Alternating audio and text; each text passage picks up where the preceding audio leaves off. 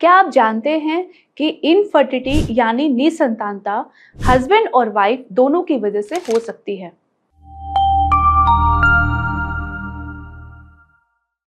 Husband जो factor है husband के अंदर वो 50% ऑफ द कपल्स में पाया जाता है। इसका अवेयरनेस होना कपल्स के अंदर बहुत ज़रूरी है। अब हस्बैंड के क्या क्या टेस्ट कराए जाते हैं?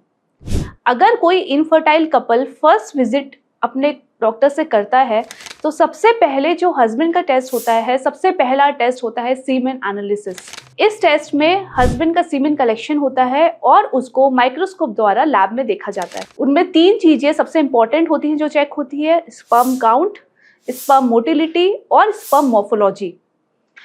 इन तीनों को देख के ये डिसाइड किया जाता है कि उन स्पर्म्स में कितनी क्षमता है नेचुरल प्रेगनेंसी की, और अगर नहीं है तो हम कौन सा प्रोसीजर आपको ऑफर कर सकते हैं, वेदर इट्स IUI और IVF। अगर किसी पेशेंट में स्पर्म काउंट 0 आ जाता है तो ये सीमेन एनालिसिस की जो रिपोर्ट है वो 1.5 महीने के बाद रिपीट की जाती है। अगर फिर से 0 आता है दैट मीन्स हम उनको लेबल करते हैं एज़ोस्पर्मिया नाम की कंडीशन। अब हमको ये पता करना है कि एज़ोस्पर्मिया कंडीशन में अंदर स्पर्म्स प्रोड्यूस हो रहे हैं या नहीं हो रहे हैं।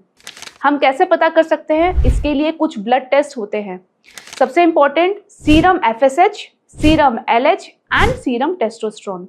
ये 3 हॉर्मोन्स ऐसे होते हैं जिनसे हम ये अंदाजा लगा सकते हैं कि जो शुक्राणु हैं वो उस पेशेंट के अंदर बन रहे हैं या नहीं बन रहे हैं, और अगर बन रहे हैं तो वो किस वजह से बाहर सीमेन में नहीं आ रहे हैं। स्क्रोटल अल्ट्रासाउंड करके भी हम ये देख सकते हैं कि टेस्टिस का साइज क्या है, उससे भी हम कुछ एस्टिमेशन लगा सकते हैं।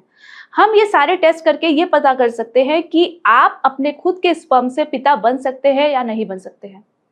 इसके लिए कुछ डायग्नोस्टिक टेक्निक्स भी होती हैं जैसे कि टीसा या माइक्रोटीसा। अगर आपके डॉक्टर आपको ये टेस्ट एडवाइस करते हैं तो आप बेझिझक इन टेस्ट को कराएं, और ये भी हो सकता है, बहुत चांसेस है कि आप अपने खुद के स्पर्म से पिता बन पाएं। Wishing you all the best, happy pregnancy and happy parenthood.